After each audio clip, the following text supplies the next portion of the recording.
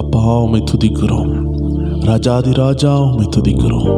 உம்முடைய நாமம் உயர்த்தப்படட்டும். அப்பா, கல்வாரியில் எங்களுக்காக வெற்றியை கொண்டு வந்தீரே, உமக்கு கோடான கோடி நன்றி. அப்பா, இந்த நாட்களில் இந்த அருமையான 100 நாள் ஜெபத்தில் ஒவ்வொரு தேவஜனமும் இணைந்து ஜெபிக்கிறாங்க. ஆண்டவரே, இந்த ஜெபம் எங்கள் உள்ளத்தின் உள்ள ஆர்வம். அப்பா, இது எங்கள் உள்ளத்தின் கதறல்கள். ஆண்டவரே, வேதம் சொல்லுகிறதே, மானானது நீரோடைய தேடி வாஞ்சித்து கதறுகிறது போல தேவனே என் ஆத்மாவை வாஞ்சிக்கிறதுன்னு சொன்ன வார்த்தையின்படியே ஒவ்வொரு நாளும் நான் அப்பாவை தேடணும், அப்பா சமூகத்தில் வரணும், அப்பாவுடைய வார்த்தையை கேட்கணும், அப்பா கூட நெருங்கணும்னு சொல்லுகிற ஒரு நல்ல இருதயத்தை உம்முடைய ஜனங்கள் ஒவ்வொரு பேருக்கும் கொடுத்தீரே. அப்பா, தாகமுள்ளோன் மேலே தண்ணீரை ஊற்றுகிற ஆண்டவரே, ஒவ்வொரு நாளும் தாகத்தோடு ஓடி வருகிற உம்முடைய ஜனங்களுக்காக நன்றி.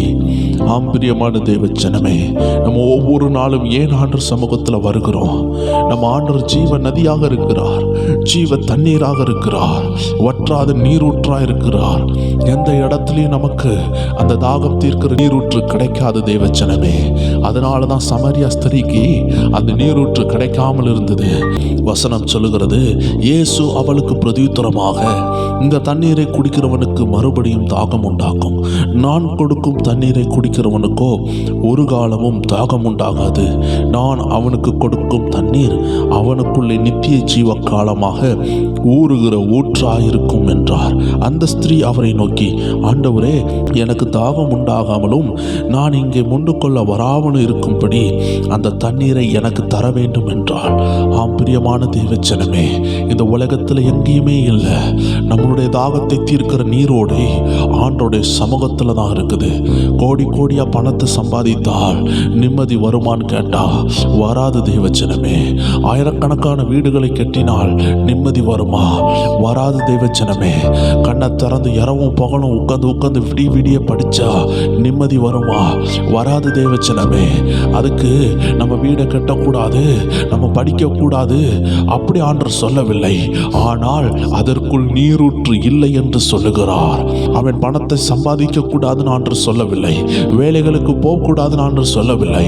ஆண்டவருடைய வார்த்தை சொல்லுகிறது, இந்த உலகத்தில் உள்ள எந்த காரியத்தையும் நீங்க செய்யும் பொழுது ஒன்று புரிந்து கொள்ளணும், there is no life in that. அதற்குள் ஜீவன் இல்லை. அதனால தான் தேவ ஜனங்களுக்கு தங்களை அறியாமலே ஆண்டவர்கிட்ட வாராங்க. ஆண்டவர்கிட்ட ஏன் தெரியுமா வாராங்க? அவங்களுக்கு அந்த ஜீவ நீரோடையில் உள்ள தண்ணி வேணும், அந்த ஜீவ நீரூற்று வேணும். எத்தனை தேவ ஜனம் சொல்ல முடியும்? எத்தனை பேருக்கு புரியுது? இன்னைக்கு அப்பா கிட்ட ஓடி வந்திருக்கிறீங்க, மானானது நீரோடையை நோக்கி ஓடி வருகிறது போல இன்னைக்கு நீங்க ஓடி வாரீங்க. எத்தனை தேவ ஜனத்துக்கு உள்ளத்தின் ஆழத்தில் ஆவியானவர் பேசிக் கொண்டிருக்கிறார். எத்தனை பேருக்கு புரிகிறது? தேவச்சனமே, உங்க வாழ்க்கை கசத்தாலும் இனித்தாலும், உங்களுக்கு வேதனை வந்தாலும் வராட்டாலும் நீங்க தண்ணி குடிக்கிறீங்க.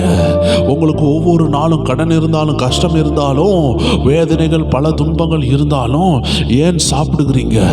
ஏன் தண்ணி குடிக்கிறீங்க? நான் கஷ்டத்தில் இருக்கிறேன், எனக்கு கடன் நிறையா இருக்குது, நான் தண்ணி குடிக்க மாட்டேன்னு யாராவது சொல்லுவாங்களா? இந்த உலகத்தில் உள்ள தண்ணீரே எந்த கஷ்டத்தில் இருந்தாலும் குடிக்கிறீங்க.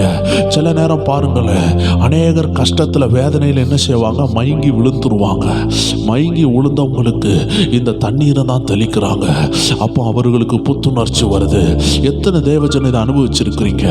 இதே போல தான் தேவஜனமே, எத்தனை பாடுகள் வந்தாலும் நமக்கு ஜீவ தண்ணீர் வேண்டும், ஜீவ அப்போ வேண்டும். ஏதோ நான் பாடுபடுறேன் அதனால எனக்கு வேண்டான்னு நீங்க சொல்ல முடியாது. எப்படி இந்த உலகத்தில் உள்ள ஆகாரத்தையே உங்களால் வேண்டான்னு சொல்ல முடியலையோ, அதே போலதான் இந்த பரலோக ஜீவ அப்பவும் நமக்கு வேண்டும் தேவச்சனமே. போராட்டமா இருக்கிறேன் அதனால எனக்கு ஜீவ தண்ணீர் வேண்டான்னு சொன்னா தாகமா இருக்க போறது நம்ம ஆத்மா தான். அதனால தான் உங்களை அறியாமலே நீங்க வந்திருக்கிற இடம் தேவ சந்நிதி. ஏன் நீங்க தேவ சந்நிதிக்கு வந்திருக்கிறீங்க? அவர் ஜீவ நதி, அவர் ஜீவ அப்பம். உனக்கு ஆசீர்வாதம் இருக்குதோ இல்லையோ, இந்த ஜீவ அப்பம் வேணும், இந்த ஜீவ நதி வேணும். ஆண்டவர் எல்லாவற்றையும் எல்லாவற்றையும் ஆசீர்வாதமா மாற்றிடுவாரு. ஆனால் நம்ம மனசு சொல்லும், அநேக ஆசீர்வாதங்கள் இல்லையே, அநேக காரியங்கள் இல்லையே, எல்லாம் உலர்ந்து போயிருக்கிறதேன்னு அப்படின்னு உங்க மனசு சொல்லும் பொழுது நீங்க ஓடி வர வேண்டிய இடம் எது தெரியுமா? உங்களுக்கு புத்துணர்ச்சி கொடுக்கிற அப்பாவுடைய பிரசனம், உங்களுக்கு புத்துணர்ச்சி கொடுக்கிற அப்பாவுடைய சமூகம் உங்களை திரும்பியும் பலப்படுத்தி உங்களை திரும்பி ஓட வைக்கிறதுக்கு கர்த்தர் கொடுக்கிறது ஜீவ நதி. எத்தனை தேவஜனம் இருக்கிற இடத்துல இருந்து சொல்வீங்க, என்னை திரும்பி எழுப்பி என்னை திரும்பி ஓட பண்ண போறது இந்த ஜீவ நதி. வாழ்க்கையில சோர்ந்து போயிட்டேன், வாழ்க்கையில தளர்ந்து போயிட்டேன், என்னால எழும்பவே முடியாதுன்னு சொல்றீங்களா? கர்த்தருடைய நதி அண்டை வாருங்கள், கர்த்தருடைய ஜீவ நதியை குடித்து பாருங்கள். அந்த நதி உங்களிலிருந்து பெருக்கெடுத்து ஓடட்டும். மாறாதது மாறும், நடக்காதது நடக்கும், பல வருட தாமதங்கள் மாறும். இதை செய்ய போறது இந்த ஜீவ நதி. ஆமென். எத்தனையோ நாள் சமரியா ஸ்திரீக்கு மாறாத வாழ்க்கை அன்று மாறினது. because she faced the living water. ஜீவ ஊற்றாகிய இயேசுவை தரிசித்தாள். எத்தனை பேர் சொல்றீங்க, இன்னைக்கு இந்த ஜீவ ஊற்றாகிய இயேசுவை தரிசிக்கும் பொழுது, இன்னைக்கு இந்த ஆண்டவராகிய இயேசு உங்களுக்குள்ள இருந்து புறப்பட்டு வரும் பொழுது எல்லா தடையும் உடையும், எல்லா தாமதங்கள் உடையும், எல்லா நெடுநாள் கட்டுகள் உடையும். எல்லா கட்டுகளில் இருந்து கர்த்தருடைய ஆவியானவர் உங்களை விடுதலையாக்குவா. ஏன்னா நீங்க வந்திருக்கிற இடம் ஜீவ ஊற்று. இது ஒரு ஜீவ ஊற்று. இந்த கண்மலை உடைந்து தண்ணீர் புறப்பட்டு வருகிறது. அருமையான பிரேயர் டைம் குடும்பத்தாரே, கர்த்தர் உங்களை கொண்டு வந்ததுக்கு ஒரு நோக்கம் உண்டு. உங்கள் தாகத்தை தீர்க்க போறாரு. ஒரு மான் பாருங்க, 10 கிலோமீட்டர் அசராம ஓடுது, 5 கிலோமீட்டர் ஓடுது, 20 கிலோமீட்டர் ஓடுது. அதற்கு ரொம்ப தளர்ச்சியாக வரும் பொழுது அதற்கு தண்ணி தேவைப்படுகிறது. பல கிலோமீட்டர் ஓடி வந்ததுனால சிங்கம் துரத்தி இருக்கலாம், மிருகங்கள் துரத்தி இருக்கலாம். வேகமாக ஓடி வந்த மாடுக்கு, வேகமாக ஓடி வந்த மானுக்கு இப்பொழுது தண்ணி வேண்டும். இப்போ ஒரு 10 கிலோமீட்டர் திரும்பி ஓடணும்னா அது தண்ணி குடிக்கணும். என்ன சிங்கம் துரத்துது, நான் தண்ணி குடிக்க மாட்டேன், நான் ஓட தான் செய்வேன்னு சொன்னா ஓடுறதுக்குள்ள கெப்பாசிட்டி இருக்காது. அதனால தண்ணி குடித்தே ஆக வேண்டும். எத்தனை பேர் சொல்றீங்க, உங்களுக்கு பிடிக்குதோ பிடிக்கலையோ தண்ணி குடித்து ஆக வேண்டும்? தண்ணின்னு சொல்லுகிற சத்து உடம்புல இல்லைன்னா அது உங்களுக்கு டீஹைட்ரேஷனை உண்டாக்கும். டீஹைட்ரேஷன் வந்துச்சுன்னா தலை சுத்தி கீழே விழுவீங்க. தண்ணி உடம்புல இல்லாமல் போச்சுன்னா இறங்கி விழுவீங்க. போராட்டம் நிறையா இருக்குது, கஷ்டம் நிறையா இருக்குது, நான் தண்ணி குடிக்க மாட்டேன்னு யாரும் சொல்ல முடியாது. தேவஜனமே, இன்னைக்கு போராட்டம் நிறையா இருக்குதுன்னு சொல்றீங்களா? ஆண்டவர் உங்களை பார்த்து சொல்றாரு, இந்த ஜீவ நதியில குளிச்சுட்டு போ. இத குடி, இதுல குளி, இதுல குடி, இதுல குளி. இதுல குளிக்கும் பொழுது நீ ஃப்ரெஷ் ஆகுவ. இதை குடிக்கும் பொழுது உன் தாகம் தீரும். நெடுநாளா ஓட முடியாத பயணங்கள் இப்பொழுது ஸ்டார்ட் ஆகுது. எத்தனை பேர் விசுவாசிக்கிறீங்க? இந்த நேரத்திலேயே அநேகருடைய பயணங்கள் ஸ்டார்ட் ஆகுது. அநேகர் தூக்கிட்டு போறது என்ன தெரியுமா? அநேகருடைய வாழ்க்கையில கர்த்தர் ஜீவ நதியை தருகிறாரு. ஆபிரகாம் ஆகாருக்கு கொடுத்தது ஒரு துருத்தி தண்ணீர், ஆனா ஆண்டவர் ஆகாருக்கு கொடுத்தது ஒரு ஜீவ ஊற்று. எத்தனை பேர் விசுவாசிக்கிறீங்க? மனுஷன் அளந்து தருவான், ஒரு நேரத்துக்கு தருவான்.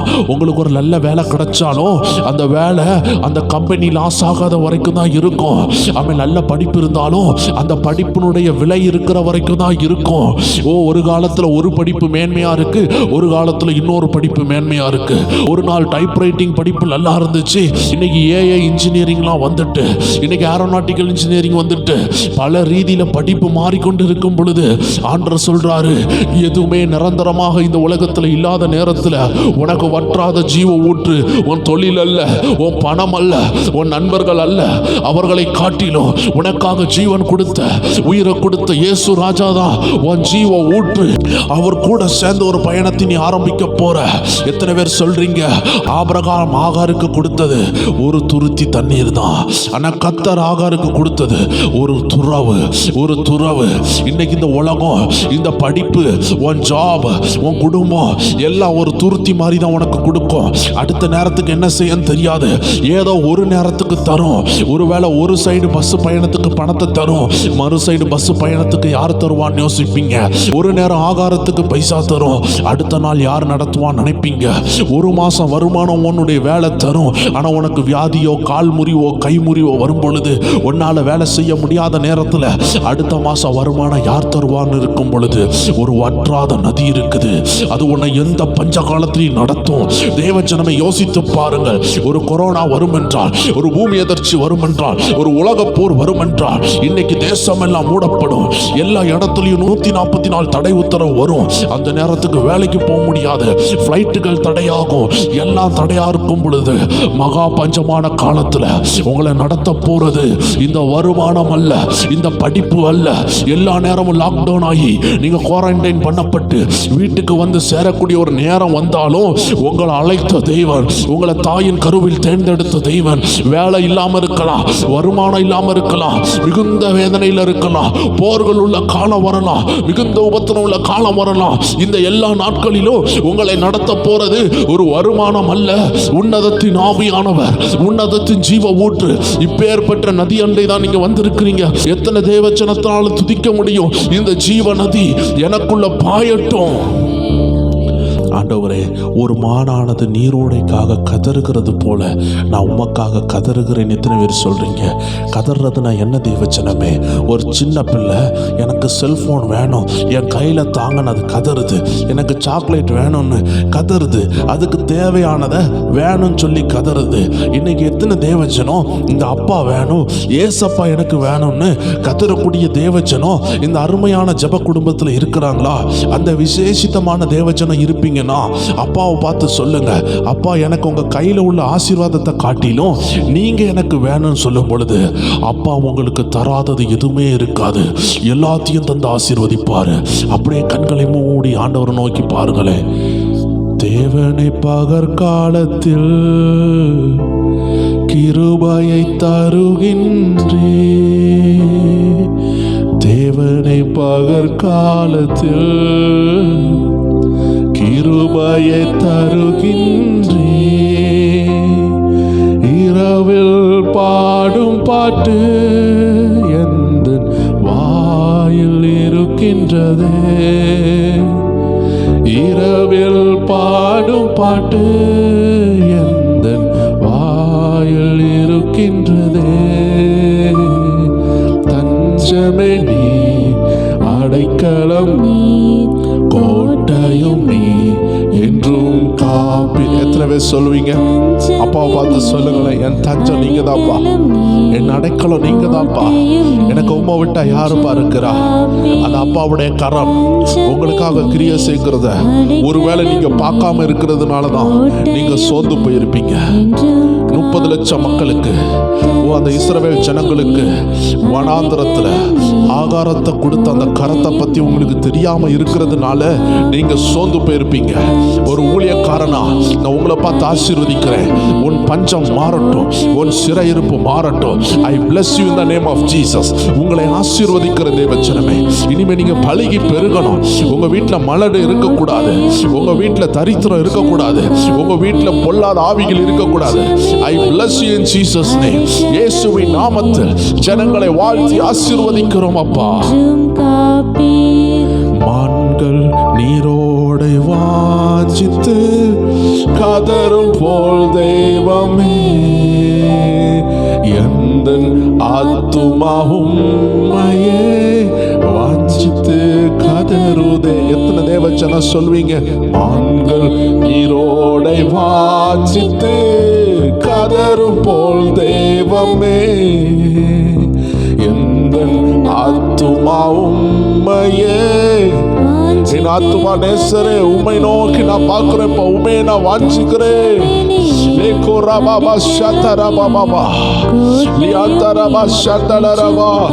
சொல்லுங்க சொல்லுங்க, என் தஞ்சமே, என் அடைக்கலமே, என் கோட்டையே என்றும் காப்பி.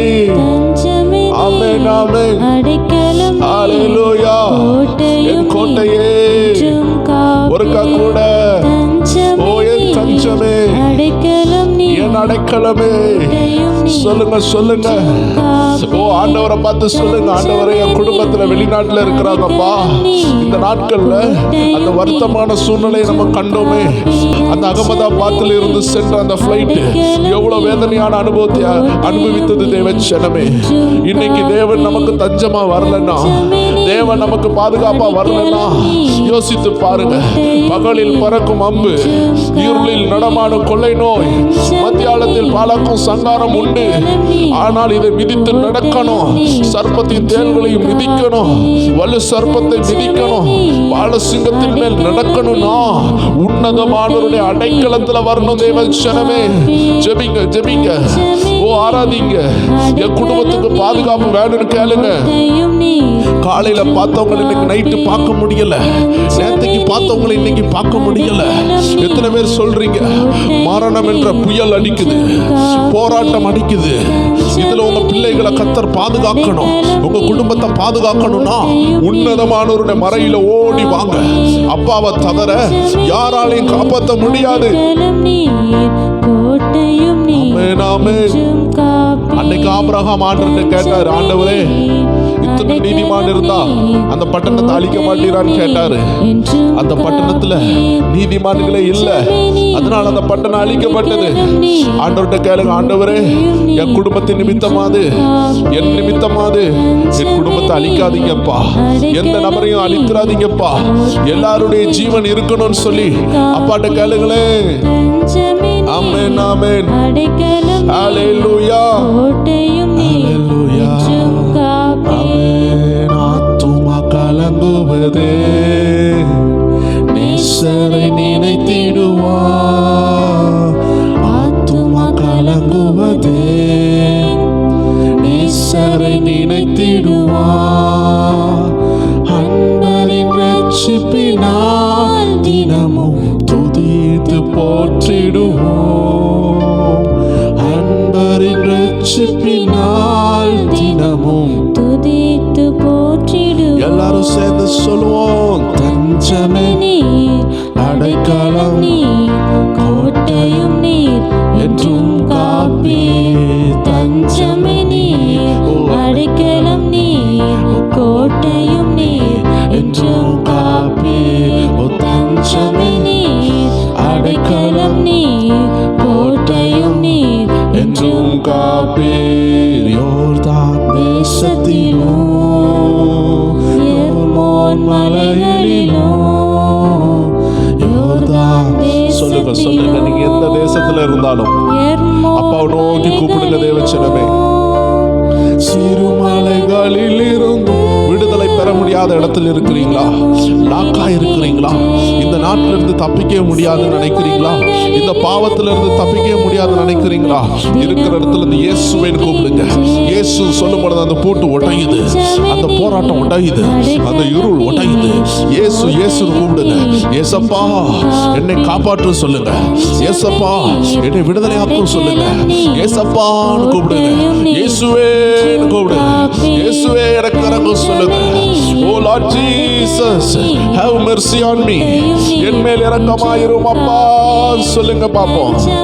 மான்கள் நீரோட வாஞ்சிக்கிறது போல தேவ ஜனமே அப்பா கிட்ட ஓடி வாங்க. அப்பா உங்களுக்கு தேவை.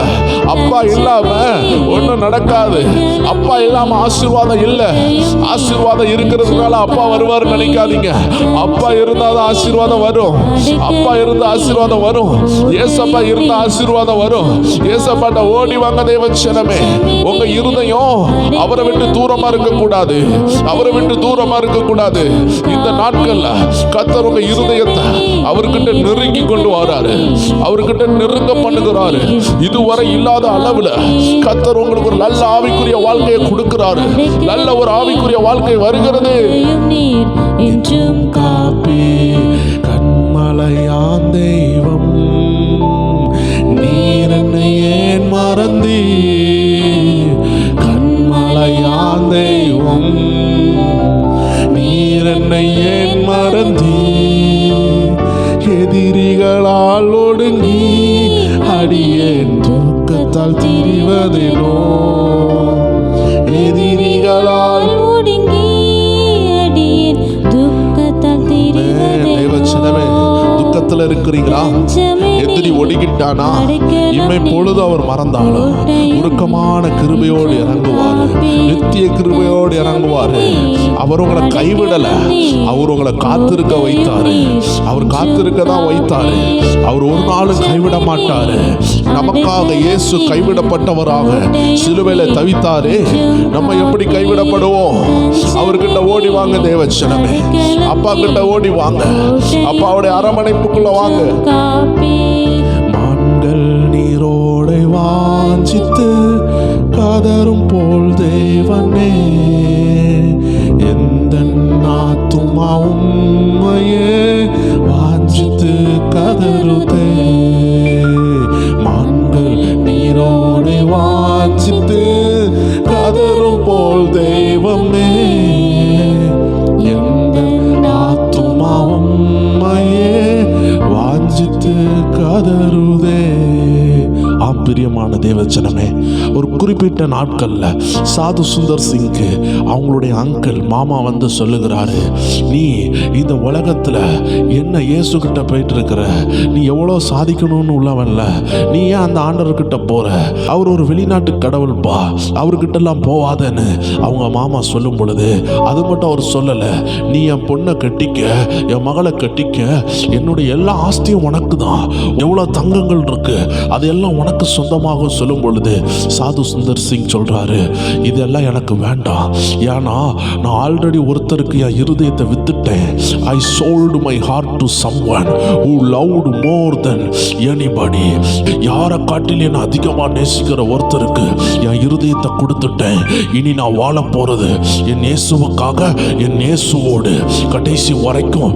அவர் திருமணம் பண்ணாருன்னு ஒரு சரித்திரம் இல்ல தேவஜனமே, கர்த்தருக்காக வாழ்ந்தாரு, கர்த்தருக்காக ஒரு சேவகனாக நின்னாரு, தேவன் அவரை எடுத்துக்கொண்டார்னு நிறைய பேர் சொல்றாங்க.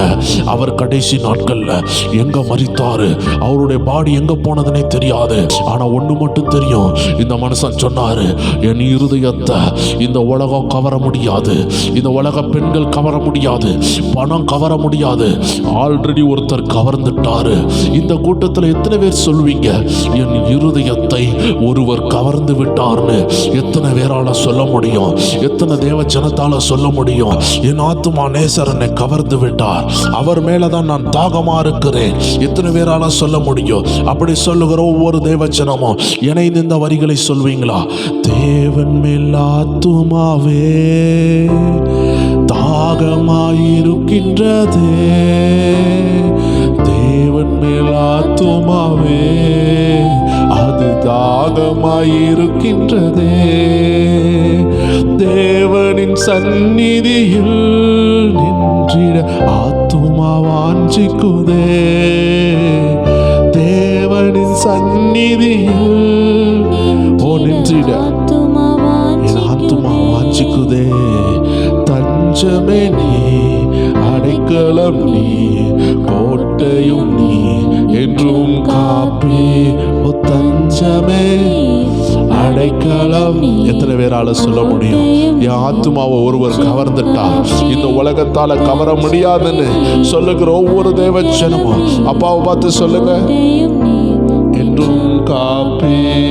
தேவரின் பகற்காலத்தில் கிருபையை தருகின்றீ, தேவரின் பகற்காலத்தில் கிருபையை தருகின்றீ.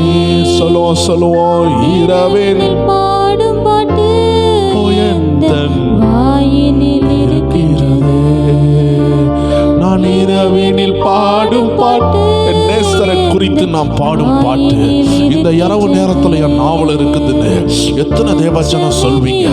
காலையில அவர் கிருபையை தருகிறாரு, இரவுல நான் அவரை பாடுவேன். எத்தனை தேவஜனம் அப்பாவோடு நெருங்குறீங்க? உங்க இருதயம் இயேசு கிட்ட நெருங்கும் பொழுது விடுதலை தானா வரும், மாற்றங்கள் தானா வரும், விடுதலைகள் தானா வரும், மாற்றங்கள் தானா வரும். எத்தனை தேவஜனம் இருக்கிற இடத்துல இருந்து அப்பாவை ஆராதிக்கிறீங்க? ஓ ஆராதிக்க தேவஜனமே. உங்களை ஒரு காலமும் கைவிடாத ஒரு தகப்பன் உண்டு, ஒரு நாளும் மறக்காத ஒரு அப்பா உண்டு, ஒரு நாள் உங்க குடும்பத்தை தெருவில் நிற்க விடாதபடி நீதிமானுடைய பிள்ளைகள் அப்பத்துக்கு அலைந்து திரிந்தது இல்லை என்று வேதம் சொல்லுகிறபடி உங்க பிள்ளைகள் ஒரு நாளும் தவித்து திரிய மாட்டாங்க. தேவஜனம் ஜெபிக்கணும். உங்க பிள்ளைகள் வாழ்க்கையில சில தடைகள் இருக்கிறதா, சில ஜெப குறைவுகள் இருக்கலாம், சில தலைமுறை ஆவிகள் இருக்கலாம், இந்த ஜெபங்கள்ல கர்த்தர் அவைகளை நிர்மூலமாக்கி உங்க பிள்ளைகளின் எதிர்காலத்தை கர்த்தர் திறக்கிறார். உங்க குடும்பத்தின் எதிர்காலத்தை கர்த்தர் திறக்கிறார். சிலரை எல்லாம் கர்த்தர் தொட்டு கொண்டு இருக்கிறார். சிலர் மேல தேவனுடைய கரம் இறங்கி கொண்டு இருக்கு. ஆவியானவர் உங்களை பலப்படுத்தி கொண்டு இருக்கிறார். உங்களை டிஸ்டர்ப் பண்ணுகிற சில வில்லி சூனிய வியாதிகள், சில தலைவலிகள், உங்களை ஆளுகை செய்கிற சில சர்ப்ப வல்லமைகளை கர்த்தர் இந்த ஆராதனை அழித்துக் கொண்டு இருக்கிறார். அடிக்கடி எதிரியானவர் உங்கள் மேல் அம்புகளை எய்து கொண்டிருக்கிறார். அந்த அம்புகள் இன்னைக்கு தடுக்கப்படுகிறது. ஆண்டவரை நோக்கி வர முடியாம, ஆண்டவர்கிட்ட நெருங்க முடியாம சில எதிரியின் ஆயுதங்கள் உண்டு, சில போராட்டங்கள் உண்டு. கர்த்தர் அதை நிர்மூலமாக்குறார். அநேகருடைய வாழ்க்கையில இனி ஆண்டவர்கிட்ட ஈஸியா வருவீங்க, ஆண்டவர்கிட்ட ஈஸியா வருவீங்க. ஹல்லேலூயா. இணைந்து ஒரு வரி சொல்லுவோமா? ஆமென். மான்கள் நீரோடை வாஞ்சித்து, உங்க தடை மாறுது. இனி அப்பா கிட்ட ஓடி வருவீங்க. இனி சபைக்கு போக ஒரு திறந்த வாசல் வருது. அநேகருடைய வாழ்க்கையில சபைக்கு போக முடியல. கர்த்தர் அந்த கட்டை உடைக்கிறார். வாஞ்சித்து வேத வாசிக்கிற கட்டு உடையுது, செபிக்கிற கட்டு உடையுது. செபிக்க முடியாத தடைகள், உபாசிக்க முடியாத தடைகள், தேவனிடத்திலிருந்து ரகசியத்தை பெற்றுக்கொள்ள முடியாத எல்லா தடைகளும் இந்த ஆராதனையில உடையுது. யூஸ் பண்ணி பாருங்க. இனி வருகிற நாள்ல ஜெபித்து பாருங்கள், ஜெபிக்க முடியும். கட்டு உடைந்து இருக்கிறது, ஜெப ஆவி ஊற்றப்பட்டு கொண்டிருக்கு. இனிமே ஜெபிக்க முடியும். Go and check yourself that the healing has done. கர்த்தர் உங்களுக்கு ஜெப ஆவி ஊற்றி கொண்டிருக்கிறார். ஜெபிக்கிற தடை உடைத்துட்டு ஆமென், இனி ஜெபிக்க முடியும். எந்த ஆத்துமா உம்மையே வாஞ்சித்து கதறுதே, தஞ்சமே நீ, அடைக்கலம் நீ, கோட்டையும். எத்தனை பேர் சொல்வீங்க? அப்படியே உங்க உள்ளத்துல கை வைத்து அப்படியே அப்பாவை நோக்கி உள்ளத்தின் ஆழத்திலிருந்து சொல்லுங்களேன், தேவச்சனமே என் அடைக்கலம் நீங்க தான்ப்பா. உங்க பிள்ளைகள் ரிலீஸ் ஆகுறாங்க, உங்க வருமானம் ரிலீஸ் ஆகுது, உங்க கட்டுகள் ரிலீஸ் ஆகுது. அவர் உங்க தஞ்சமா மாறுகிறபடியால் அவர் உங்களை பாதுகாப்பா, அவர் உங்களை பாதுகாப்பா. அவரே உங்களை பாதுகாத்து உங்களை ஆசீர்வதிப்பா, உங்கள் குடும்பத்தை கனப்படுத்துவாரு. எந்த நிலையில இருந்தாலும் கர்த்தரோட நிழல்ல வந்துட்டீங்கல்ல, மானப்போடு தேடி வந்துட்டீங்கல்ல, தேடி வருகிறவர்கள் எவ்வளவு ஆசீர்வதிக்கப்பட்டவர்கள்னு கர்த்தர் உங்களுக்கு காட்டுவாரு. அவருடைய நிழல்ல வந்த நீங்க எப்படிப்பட்ட ஆசீர்வாதம் உள்ளவர்கள்னு கர்த்தர் உங்களுக்கு காட்டுவாரு. அநேக கண்கள் காணும், நீங்கள் ஆச்சரியப்படுவீர்கள். நீங்கள் ஆச்சரியப்படத்தக்கதான சில காரியங்களை கர்த்தர் செய்து உங்களை கனப்படுத்த போறாரு. ஹல்லேலூயா. Thank you Holy Spirit. Thank you Jesus. உங்க நாமம் மட்டும் உயரட்டும் ஆண்டவரே. எல்லா நாமத்திற்கும் மேலான உங்க நாமம் உயரட்டும். Thank you Holy Spirit. நன்றி ஆவியானவரே, நன்றி ஆவியானவரே. ஹல்லேலூயா. உங்க சட்டையின் கீழே வந்திருக்கிறாங்கப்பா. உம்முடைய ஜீவ தண்ணீரை நோக்கி வந்திருக்கிறாங்க. அருமையான தேவச்சனமே, நீ ஆண்டவருடைய சட்டையின் கீழே வந்திருக்கிற, ஜீவ நதியை நோக்கி வந்திருக்கிற. இன்னைக்கு ஆவியானவர் ஒவ்வொரு பேரை பார்த்து சொல்லுகிறாரு, எதை இழந்தாலும் இந்த ஆவியானவரை இழந்துராதீங்க, இந்த தேவனை இழந்துராதீங்க, அருமை இரட்சகரை இழந்துராதீங்க. உலகத்துல எதை இழந்தாலும் திரும்பி வாங்கிடலாம், ஆனா அப்பாவை இழக்கக்கூடாது, அப்பாவுடைய பிரசன்னத்தை இழக்கக்கூடாது. தேவ ஜனமே, ஆதாம் ஏவாளால அந்த ஜீவ நதியாகிய ஆண்டவர் இடத்துல பழையபடி பேச முடியாத அனுபவம் வந்தது. எத்தனை தேவ ஜனம் சொல்றீங்க? ஒருவேளை நீங்க தூரமா போயிட்டீங்கன்னா அப்பா கிட்ட ஓடி வாங்க. இன்னைக்கு ஆண்டவர் சொல்லுகிற ஒரே வார்த்தை, ஜீவ நதி கிட்ட ஓடி வாங்க, உன்னதமானவருடைய மறைவில் ஓடி வாங்க, இன்னும் கொஞ்சம் ஆழமா அப்பா கிட்ட நெருங்கி வாங்கன்னு கர்த்தர் உங்களை பார்த்து பேசுகிறார். தேவச்சனமே, ஒரு மானை பாருங்கள் தேவச்சனமே, அது எவ்வளவு தூரம் ஓடுகிறதோ அவ்வளவு தூரம் களைப்பாகுது. களைப்பு கூட கூட, உபத்திரவம் கூட கூட அதற்கு உந்து விசையா இருக்கிறது தண்ணீர் தான். அதனால தான் இன்னைக்கு நமக்கு ஜீவ தண்ணீர் தேவையா இருக்குது. தேவச்சனமே, ஆண்டவர் வேதத்துல ஆமென், இந்த மானின் தாகத்திற்கு ஒப்பனையாக ஆண்டவரை தேடும் ஒரு தாகத்தை ஆமென் ஆமென். ஆண்டவர் எழுதி வைத்திருக்கிறாரு. இன்னைக்கு மான் கதறுகிறது போல எனக்கு தண்ணி வேணும். ஒரு சிங்கம் துரத்தும் பொழுது அதற்கு தாகம் அடிக்கும், ஒரு புலி துரத்தும் பொழுது அதற்கு தாகம் அடிக்கும். இந்த நேரத்தில் எனக்கு தண்ணி வேண்டான்னு மான் சொல்லாது. மான் இருக்கிற தண்ணியெல்லாம் குடித்து தீத்துறணும்னு நினைக்கும். அது உள்ளம் ஏங்கும். இனி நான் ஒரு ஸ்டெப் மூவ் ஆகணும்னா, இனி கொஞ்ச தூரம் நான் ஓடணும்னா, என் எதிரிட்ட இருந்து நான் காப்பாற்றப்படணும்னா, என் குடும்பத்தை நான் காப்பாற்றணும்னா எனக்கு தேவையா இருக்குது தண்ணி. எனக்கு தேவையா இருக்கிறது தண்ணி. தேவ ஜனமே, இன்னைக்கு ஆண்டவர் உங்களை பார்த்து பேசுகிறாரு. உபத்திரவத்தில் உனக்கு ரொம்ப தேவையா இருக்கிறது இந்த ஜீவ தண்ணீர். இந்த உலக போராட்டங்கள் உனக்கு ரொம்ப தேவையா இருக்கிறது இந்த ஜீவ தண்ணீர். இந்த அருமையான சகோதரியை பாருங்கள், சமரியா ஸ்திரியை பாருங்கள். தெய்வ ஜனமே, அந்த சகோதரருடைய வாழ்க்கையில கர்த்தருடைய ஜீவ தண்ணீர் வந்தது. கொஞ்ச நேரம் அந்த ஜீவ தண்ணியை குடித்து பார்த்தால், ஆண்டவருடைய வார்த்தை அவளுக்கு தீர்க்க தரிசனமா வரும் பொழுது அவள் அதை உணர்ந்தாள். அந்த ஸ்திரீக்கு புரிந்தது, என் முன்னாடி நிற்கிறது ஜீவ ஊற்று, ஜீவ ஊற்றின் உறைவிடம், ஜீவ ஊற்றின் தளபதி என் முன்னாடி நிற்கிறார்னு அறிந்த உடனே அந்த ஸ்திரீ ஓடுகிறாள். ஏன்னா ஜீவ தண்ணீரை கொஞ்சம் குடித்து பார்த்தாள். ரொம்ப அருமையா இருக்குது, என் வாழ்க்கையை மாத்துது. என்னை பத்தி அவளத்தையும் சொல்றாரு, இவர் தான் தீர்க்கதரிசி, இவர் தான் மேசியான்னு சொல்லிட்டு ஊருக்கு போய் சொல்றா. வேதம் சொல்லுகிறது, அப்பொழுது அந்த ஸ்திரீ தன் குடத்தை வைத்துவிட்டு ஊருக்குள்ளே போய் ஜனங்களை நோக்கி, நான் செய்த எல்லாவற்றையும் ஒரு மனுஷன் எனக்கு சொன்னார், அவரை வந்து பாருங்கள், அவர் கிறிஸ்து தானோ என்றால். ஆம் தேவ ஜனமே, ஒரு ஊரைய கூட்டிட்டு வந்துட்டா. ஏன்னா ஒரு மானுக்கு தண்ணீர் கிடைச்சிட்டுனா அந்த மான் என்ன செய்யும்னா அத்தனை மான்களையும் அந்த மான் குட்டிகளையும் அந்த தண்ணி இருக்கிற இடத்துக்கு கொண்டு வந்துடும். ஏன்னா அந்த மானுக்கு தான் தெரியும் தண்ணி எங்க இருக்குதுன்னு. ஆமென் தேவ ஜனமே, அதே போலதான் இந்த சகோதரி ஜீவ நதியை கண்டுபிடிச்ச உடனே எத்தனை பேர் தாகத்தில் இருக்காங்க, என்ன போல எத்தனை பேர் கட்டப்பட்டு இருக்கிறாங்கன்னு ஊர்ல போய் ஒரு கூட்ட மக்களே கொண்டு வந்துட்டா. ஏன்னா இவ பார்த்தது ஒரு ஜீவ நதி. அவன் இந்த உலகத்தையும் சகலத்தையும் படைத்த சிருஷ்டிகரை பார்த்துட்டா. உடனே அத்தனை பேரையும் கொண்டு வந்தா. தேவ ஜனமே, மானும் அதை தான் செய்யும். எங்க மான் ஓடி போகிறதோ அங்க தண்ணி இருக்குமா, அங்க ஜீவ நதி இருக்குமா. அதனாலதான் அந்த காலத்துல ராஜாக்கள் என்ன செய்வாங்கன்னா, வனாந்தரமான சில இடங்கள்ல மான்களை அவுத்து விடுவாங்களாம். மான்களை அவுத்து விடும் பொழுது அது 10-30 மைல் தாண்டி ஓடி போய் எங்க தண்ணி இருக்குதோ அதை ஸ்மெல் பண்ணி போகுமா. அவன் அநேக முதியோர்கள் சொல்லுகிறது என்ன தெரியுமா, இந்த மானுக்கு தண்ணி எங்க இருக்குன்னு ஸ்மெல் பண்ண முடியுமா, எங்க தண்ணி இருக்குதோ அதை நோக்கி ஓடுமா. ஏன்னா வனாந்தரத்துல உயிர் பழைக்கணும்னா தண்ணி வேணும். இந்த ராஜாக்கள் சில பயணமா வரும் பொழுது திசை கெட்டு போவாங்க, எங்க தண்ணி இருக்குன்னு தெரியாது. அப்ப அவங்க செய்யறது இந்த மானை திறந்து விடுவாங்க. மானுக்கு வந்து தண்ணியினோட மனம் காற்றுல கலந்து வரும் பொழுது அதை சுவாசித்து அது எங்க இருக்குன்னு கண்டுபிடிக்கக்கூடிய திராணி உள்ளது தான் மான். எத்தனை தேவஜனம் புரியுறீங்க? இன்னைக்கு நீங்க எந்த போராட்டத்தில் இருந்தாலும் இந்த ஜீவ நதியை நோக்கி ஓடி வாங்க, இந்த ஜீவ அப்பத்தை நோக்கி ஓடி வாங்க. உன்னதமானவருடைய மறைவில் வந்துருங்க. அப்போ பகலில் பறக்க அம்புங்களை தாக்காது, இருளில் நடமாடும் கொள்ளை நோய் உங்களை தாக்காது, மத்தியாலத்தில் பாழாக்கும் சங்காரம் உங்களை தாக்காது. எந்த நேரத்தில் எந்த பிரச்சனை வரும்னே தெரியாது. தேவச்சனமே, ஒவ்வொரு நேரங்களில் ஒவ்வொரு போராட்டம் இந்த உலகத்தில் வந்து கொண்டிருக்கும் பொழுது நீங்க கர்த்தருடைய சமூகத்துக்குள்ள மறைந்திருப்பீர்கள் என்றால் உங்களுக்கு கண்டிப்பாக விடுதலை உண்டு. தேவச்சனமே, உன் வாழ்க்கை சேஃப்டியா இருக்குதுன்னு நீ எப்படி தெரியுமா கண்டுபிடிக்க முடியும்? உன் கையில உள்ள காசை வைத்து அல்ல, நீ கட்டின வீடை வைத்து அல்ல, உன்னுடைய மனைவியை வைத்து அல்ல, உன்னுடைய கணவரை வைத்து அல்ல, உனக்குள்ள தேவனோடு உறவு இருக்குதான் பாரு. உனக்கு நல்ல கணவரே இருந்தாலும் சாத்தா உன்னை ஏவனா, ஏவாளை போல நீ ஆதாம வஞ்சித்துருவ. உன் வாழ்க்கையில சத்துரு உனக்குள்ள சிலதை விதைத்தால் உன் நல்ல குடும்பத்தை நீனே உடைத்திடுவ. அதனாலதான் வேதம் சொல்லுகிறது, புத்தி உள்ள ஸ்திரீ தன் வீட்டை கட்டுகிறாள். அழகு உள்ள ஸ்திரீயோ, படிப்புள்ள ஸ்திரீயோ, அந்தஸ்துள்ள ஸ்திரீயோ வேதத்தில் சொல்லவில்லை. தேவன் சொல்லுகிறார், புத்தி உள்ள ஸ்திரீ, தேவனை தேடுகிற ஸ்திரீ, கர்த்தருக்கு பயப்படுகிற ஸ்திரீயே தேவனால் புகழப்படுவாள். எத்தனை தேவச்சனம் புரியுறீங்க?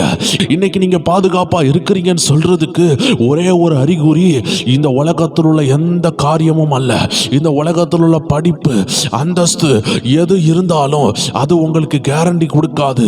உங்க வாழ்க்கை சேஃப்டியா இருக்குதுன்னு கேரண்டி கொடுக்கிறது உங்க ஜப வாழ்க்கை தான். உங்களுக்கும் ஆண்டவருக்கும் ஒரு நெருக்கம் இருக்குதுன்னா அந்த நெருக்கம் உங்களுக்கு கேரண்டி தரும். உங்களை எந்த சேதம் இல்லாம அது காப்பாற்றும். தேவச்சனமே, தானியேல் ஒரு பெரிய அறிவாளினால அவர் சிங்கக்கவியில இருந்து தப்பிக்கல. அந்த ராஜாக்கு முன்னாடி, மந்திரி முன்னாடி, அமைச்சர்களுக்கு முன்னாடி, அந்த தேசத்துக்கு முன்னாடி இவர் பெரிய பட்டதாரினால் அவர் தப்பிக்கல. இவர் இவர் தேவனோடு உறவாடுகிற மனுஷன். 3 வேளையும் தேவனோடு உறவாடினார். அந்த உறவு இருக்கு பாத்தீங்களா, அந்த ஜீவ நதி இருக்கு பாத்தீங்களா, அது அந்த சிங்க கவிலையும் அவரை கைவிடல. எத்தனை தேவஜன சொல்றீங்க, என் வாழ்க்கையில இந்த உறவு இருக்கிறவர, என் அப்பா கூட இந்த உறவு இருக்கிறவர, ஐ ஆம் வெல் செட்டில்டு, நான் பாதுகாக்கப்பட்டிருக்கிறேன். என் அருமையான தேவஜனமே, ஒரு நாள் ஆண்டவர் என்கிட்ட இடைப்பட்டாரு. நீ அமெரிக்காவில் இருக்கலாம், நீ இங்கிலாந்துல இருக்கலாம், நீ யுஏஇல இருக்கலாம், எந்த பக்கத்துலனாலும் இருக்கலாம், ஜப்பான்ல இருக்கலாம், உலகத்துல சிறந்த தலைநகரங்கள் இருக்கலாம், இல்லனா நீ நிலால கூட வீடு கட்டி இருக்கலாம். நீ எங்க இருந்தாலும் தேவஜனமே ஒன்னு புரியணும், நீ கர்த்தரோடு இருக்கிறாயா? எல்லாவற்றை காட்டிலும் நான் அமெரிக்கால இருக்கிறேன், நான் நிலால வீடு கட்டி இருக்கிறேன், நான் அந்த உயர்ந்த நகரங்கள்ல இருக்கிறேன், நான் வெள்ளை மாளிகை கிட்ட இருக்கிறேன், நீ எதனாலும் சொல்லலாம். ஆனா இது எல்லாத்தையும் காட்டிலும் நீ கர்த்தரோடு இருக்கிறாயா? நீ கர்த்தரோடு இருக்கிறாயா? ஒருவேளை நீ கர்த்தரோடு இருந்துட்டு ஒரு கூரை வீட்டுல இருந்தாலும் நீ வெள்ளை மாளிகையை காட்டிலும் பெரிய இடத்துல இருக்கிற. ஆமே, நீ உயர்ந்த இடங்கள்ல இருக்கிறவர்களை காட்டிலும் நீ உயரமான இடத்துல இருக்கிற. நீ நிலால இருக்கிறவனை காட்டிலும் நீ உயர்ந்த இடத்துல இருக்கிற. ஏன்னா நிலாவை படைத்தவர், நகரங்களை படைத்தவர், ஒவ்வொரு தேசத்தையும் படைத்தவர் கூட நீ இருக்கிறதுனால அந்த தேசத்துல இருக்கிறவர்களை காட்டிலும் தேசத்தை படைத்தவரோடு இருக்கிற நீ உத்தமன் என்று வேதம் சொல்லுகிறது. அவர்கள் தான் போராட்டத்தில் காப்பாற்றப்படுவார்கள். அவர்களுக்கு தான் நோவாவின் பேழை அனுப்பப்பட்டது. வேதத்துல பேழை யாருக்காக ஆயத்தம் பண்ணப்பட்டது? தேவனோடு இருந்தவர்களுக்கு, உயர்ந்தவர்களுக்கு அல்ல, பார்வோனுக்கு அல்ல, ஏரோதுக்கு அல்ல. தேவன் பாதுகாப்பை யாருக்கு தெரியுமா கொடுப்பாரு? தேவனோடு இருக்கிறவர்களுக்கு. தேவ ஜனமே புரிந்து கொள், இது கடைசி காலம். அதனால எனக்கு அது கிடைக்கலையே, இது கிடைக்கலையேன்னு சொந்து போவாத. உன் கையில கிடைத்திருக்கிற அந்த வெகுமதியின் மதிப்பு தெரியுமா உனக்கு? உன் கையில இருக்கிற அந்த உன்னதமானவருடைய மதிப்பு தெரியுமா? இந்த மதிப்பு பேதுருக்கு தெரிய வந்தது.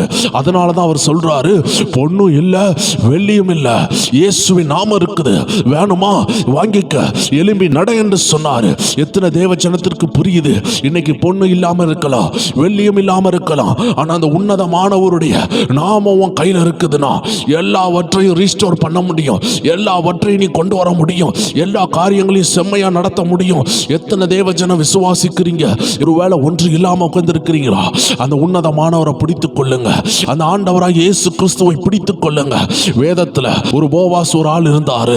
ஆண்டவராக இயேசு நம்மளை எப்படி ஏற்றுக்கொண்டாரோ அப்படியே இந்த போவாசு விதவையாகிய இந்த ரூத்தை ஏற்றுக்கொண்டார். வேதம் சொல்லுகிறது, ரூத் 2வது அதிகாரம் 12வது வசனத்துல போவாஸ் சொல்லுகிறார், உன் செய்கைக்கு தக்கதாக பலனை கர்த்தர் உனக்கு கட்டளையிடுவாராக. இஸ்ரவேலின் தேவனாகிய கர்த்தருடைய செட்டைகளின் கீழ் அடைக்கலமாய் வந்த உனக்கு அவராலே நிறைவான பலன் கிடைப்பதாக என்றார். தேவ ஜனமே, தேவனுக்கு கீழ்ப்படுகிறது போல இந்த உலகத்தில் ஆசீர்வாதம் எதுவுமே கிடையாது. நீங்க எவ்வளவு படித்திருந்தாலும், எவ்வளவு உழைத்திருந்தாலும், எவ்வளவு அந்தஸ்து இருந்தாலும், நீங்க தேவனுக்கு கீழ்ப்படியாம அவருடைய சட்டைகள் நிழல்ல வராம போனீங்கன்னா உங்களுடைய ஃபியூச்சர் ஆபத்தா இருக்குது. உங்க பிள்ளைகளுடைய ஃபியூச்சர் ஆபத்தா இருக்குது. ஏன்னா உங்க பிள்ளைகளுக்கு படிப்பு கொடுத்தீங்க, உங்க பிள்ளைகளுக்கு நல்ல வீடை கொடுத்தீங்க, ஆஸ்தியை கொடுத்தீங்க. ஆனா இதை எல்லாத்தையும் தாங்கக்கூடிய தேவனை கொடுக்கல, தேவனுக்கு கீழ்ப்படுகிற பயத்தை கொடுக்கல. அவன் ஒரு தேவ மனுஷன் சொன்னாரு, நீ இன்டர்நேஷனல் லெவல்ல ஒரு பயங்கரமான தேவ மனிதனா மாறணும்னா அதுக்கு நீதிமொழிகள் 1:7 உள்ள வசனம் தான் படி. அது என்ன சொல்லுது? கர்த்தருக்கு பயப்படுதலே ஞானத்தின் ஆரம்பம். அப்படி என்றால் என்ன? நீ தேவனுக்கு பயப்படணும், நீ தேவனுக்கு பயந்து தீமையை விட்டு விலகணும்னு வேதம் சொல்லுகிறது.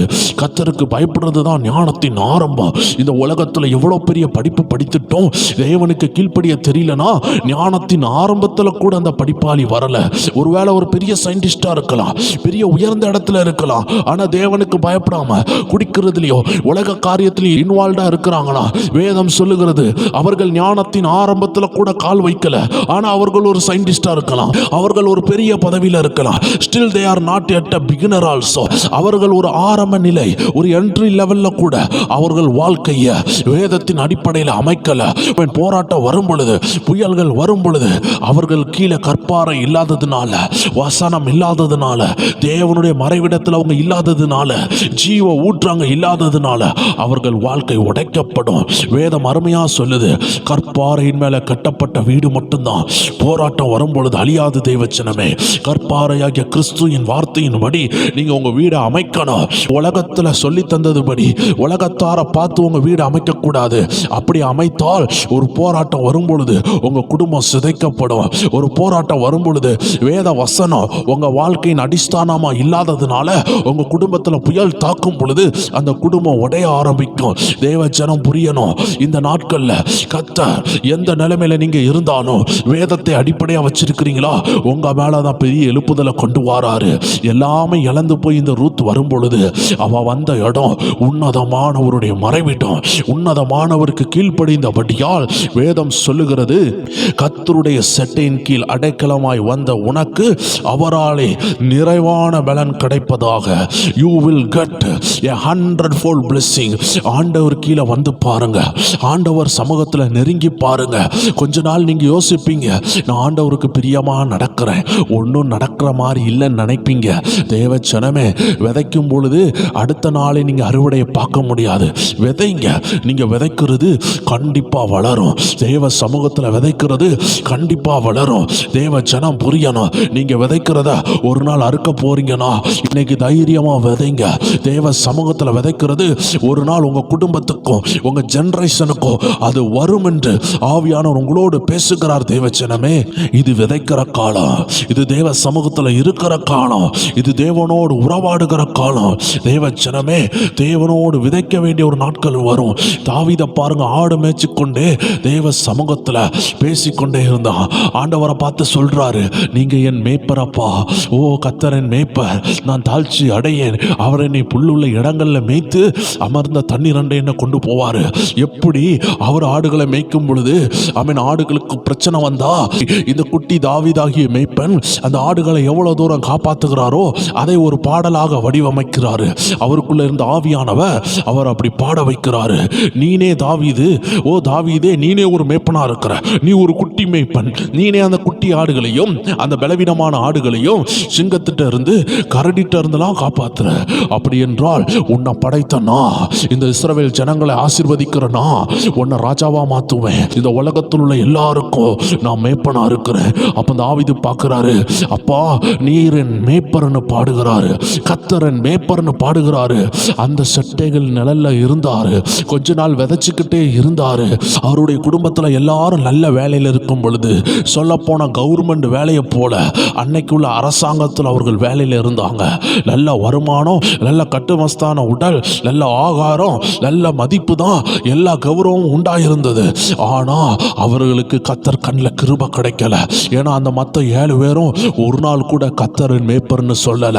நாட்கள் வந்தது, அந்த அத்தனை போர் செய்வர்களுக்கு முன்னாடி இவனை கர்த்தர் ராஜாவா அபிஷேகம் பண்ணினார். தேவ ஜனமே, இன்னைக்கு கர்த்தர் உனக்கு கொடுத்தார்னா அவர் சித்தத்தின்படி கொடுப்பாரு. ஆனா நீ ஏதோ முயற்சி பண்ணி உயர்ந்து வந்தனா ஒரு குறிப்பிட்ட லெவல் உயர்ந்து வருவ. இன்னைக்கு ஆண்டு சொல்றாரு, நீ அவருடைய செட்டைகள் நிழல்ல வந்து பார், நிறைவான பலன், நிறைவான பலன்.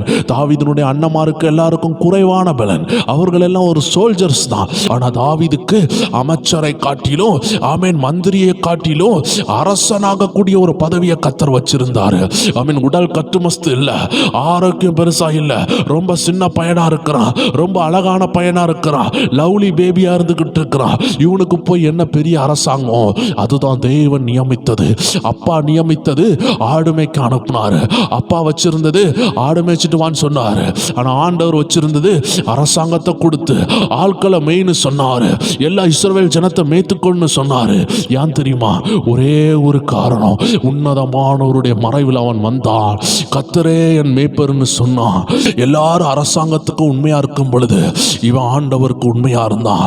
எல்லாரும் அந்த அரசாட்சிக்கு உண்மையா இருக்கும் பொழுது இவன் வானாதி வானவருடைய அரசாட்சிக்கு உண்மையா இருந்தான். இவன் உலகத்திலையும் உண்மையா இருந்தான், கர்த்தருக்கு உண்மையா இருந்தான். கர்த்தருடைய பார்வையில ஏற்றதை செய்ததுனால அவருடைய வாழ்க்கை மாற ஆரம்பிச்சது. தேவச்சனமே, இன்னைக்கு கர்த்தர் உங்களை பார்த்து தான் சொல்றாரு, அது இல்லை, இது இல்லை, அது இல்லை, இது இல்லைன்னு கவலைப்படாதீங்க. நீங்க செய்ய வேண்டியது ஒன்னே ஒண்ணுதான்.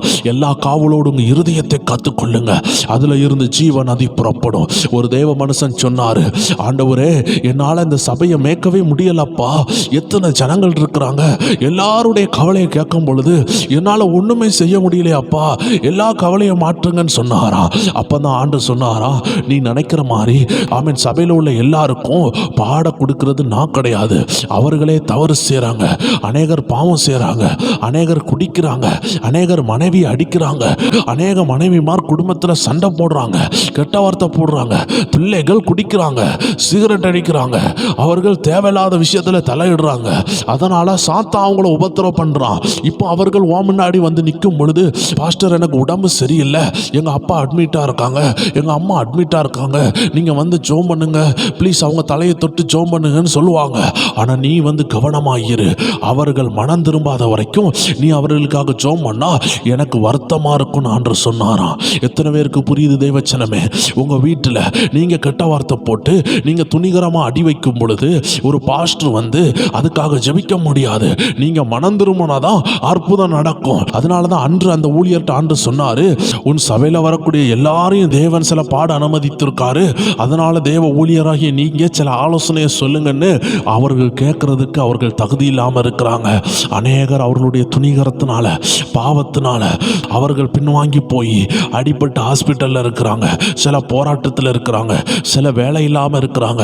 இதனால இந்த நூறுக்கணக்கான மக்கள் ஒவ்வொரு நேரம் உன்னை கூப்பிடும் பொழுது நீ ஓடி ஓடி போற, உன் ஜெப நேரம் வீண் ஆகுது. நான் உன்னை போகவே சொல்லல, நீ நான் சொல்றதை மட்டும் கேளுன்னு சொன்னாரா. அப்பதான் ஆண்டவர் அவருக்கு ஒரு பிரதித்தரம் சொல்லி கொடுத்தாரு. இனிமே நீ அந்த மக்களுக்காக பரிதபிக்கிறத காட்டிலும் உன் இருதயத்தை காத்துக்கொள்ளு. உன் இருதயத்தில் நான் போக சொல்ற இடத்துக்கு மட்டும் போ, எல்லாரும் கூப்பிடுறாங்கன்னு சொல்லி போவாத. ஏன்னா அங்க என்ன ரகசியம் இருக்குதுன்னு எனக்கு மட்டும் தான் தெரியும்.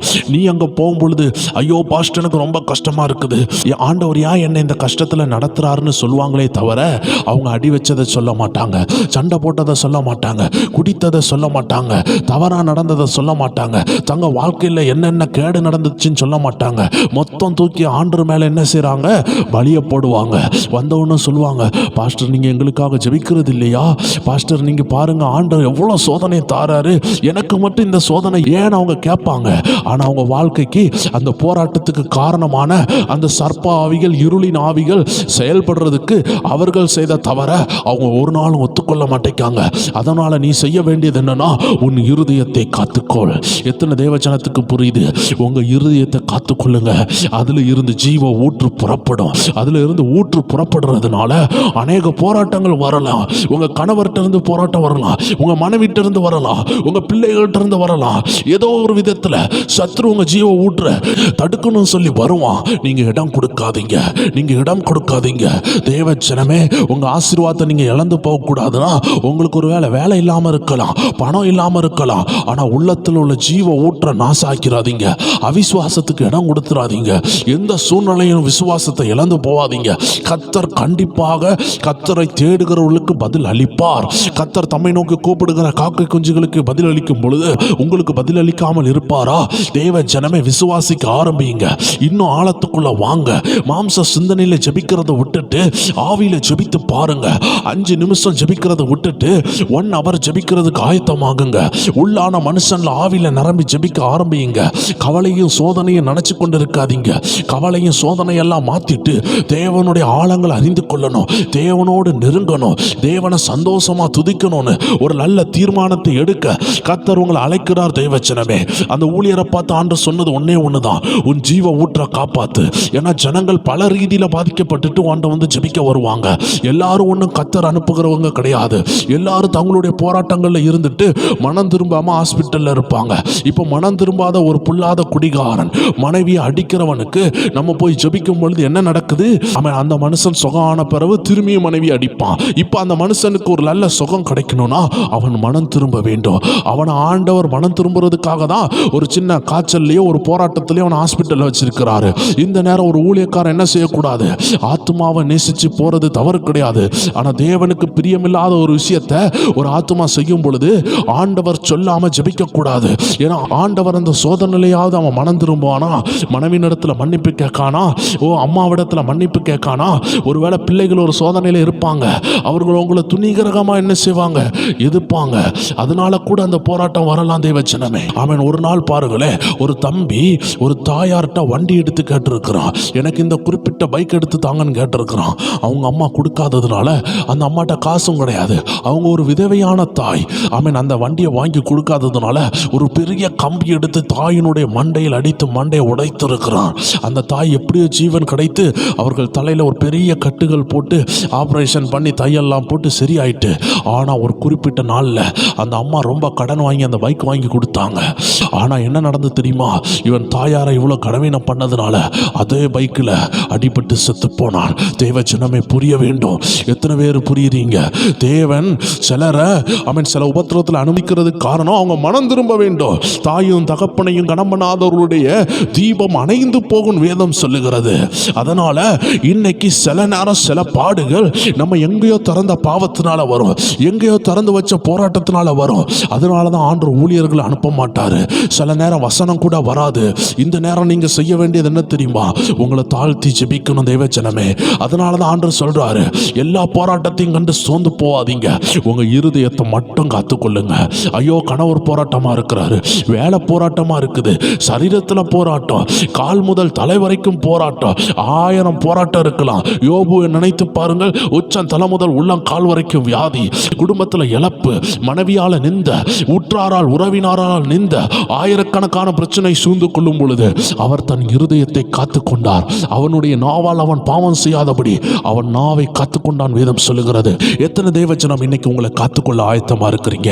ஏன்னா நீங்க வந்திருக்கிற இடம் உன்னதமானவருடைய மறைவிடம். அதனால 1000 போராட்டம் இருக்குதுன்னு சொல்லாதீங்க.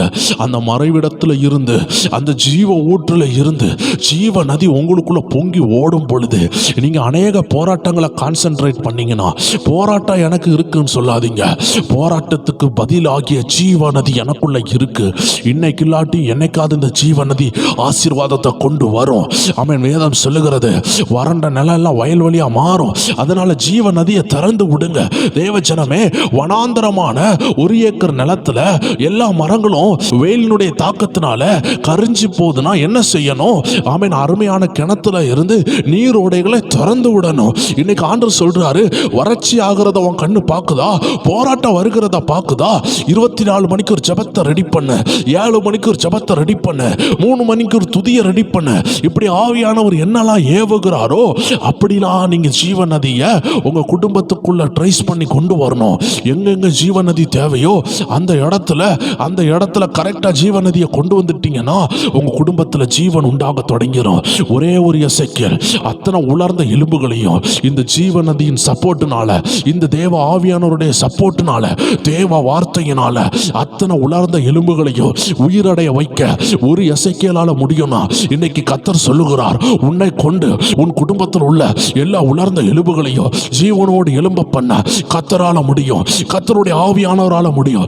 எத்தனை பேர் சொல்றீங்க, நான் உன்னதமானவருடைய மறைவில் வந்திருக்கிறேன், நான் ஜீவ தண்ணீருடைய உறைவிடத்தில் வந்திருக்கிறேன், அந்த ஜீவ தண்ணீருடைய உடமஸ்தகர், அந்த ஜீவ தண்ணீருடைய தலைவர் என் சொந்த ரட்சகராக இருக்கிறாரு. எனக்கு எப்பெல்லாம் தண்ணீர் தேவையோ அப்பொழுதெல்லாம் துறவை திறந்து விடுறாரு. என் மூலமா அநேகர் குடிக்கிறாங்க, அநேகர் திருப்தி ஆகுறாங்க. நான் ஒரு நாளும் இந்த ஜீவ தண்ணீரை இழக்க மாட்டேன். அதனால தான் தாவீது ராஜா சொல்றாரு, ஆண்டவரே எதை எடுத்தாலும் உம்முடைய ஆவியை என்னை விட்டு எடுத்து விடாதீரும்.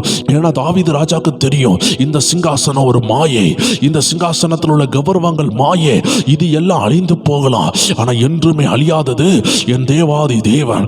ஒருவேளை இந்த சிங்காசனத்தில் இருந்து இந்த இஸ்ரவேல் ஜனங்கள் என்னை கீழே கூட இறக்கி விடலாம், ஆனா மறுபடியும் என்ன ஒரு சிங்காசனத்தில் கொண்டு வர்றதுக்கு என் தேவனால முடியும். அதனால தான் அவர் சொல்றாரு, எத்தனை தடைகள் வந்தாலும் என்னை காப்பாத்தி அந்த பரலோக ராஜ்யத்துக்கு சேர்க்க என் பதவியால முடியாது, என் பணத்தால முடியாது, என் உறவினர்களால முடியாது, என் சொந்த பந்தங்களால முடியாது, என் படிப்பால் முடியாது, என் ஆசாபாசங்களால் முடியாது, ஆனா கர்த்தரால் முடியும். அது தெரிந்த தாவீது தான் சொல்லுகிறாரு, எதனால எடுத்துக்கொள்ளுங்கப்பா, ஆனா உங்க ஆவியை மட்டும் எடுத்துறாதீரும். என்ன கடைசி வரைக்கும் நல்ல மனசாட்சியாய் வாழ, யாருக்கும் தீமை இழைத்திராமல் வாழ, அவன் பரிசுத்தமாய் வாழ, தேவனுடைய உறவுல இருந்து கட் ஆஃப் ஆகாம வாழ உதவி செய்ய போறது இந்த தேவனுடைய உறவு, இந்த பரிசுத்த ஆவியானவர். அதனாலதான் அப்படி ஜெபித்தாரு. எத்தனை தேவ ஜனங்கள் ஜெபிப்பீங்க, ஆண்டவரே எதை எடுத்தாலும் நாளும் உங்கள் ஆவியானவரை எடுத்துடாதீங்க. நான் எதுலையும் கான்சென்ட்ரேட் பண்ணி என்னுடைய ஃபோக்கஸை நாசாக்க விரும்பலை. நான் எல்லாவற்றை காட்டிலும் என் இருதயத்திலிருந்து வருகிற அந்த ஜீவ நதியை காத்துக்கொள்ள போகிறேன்.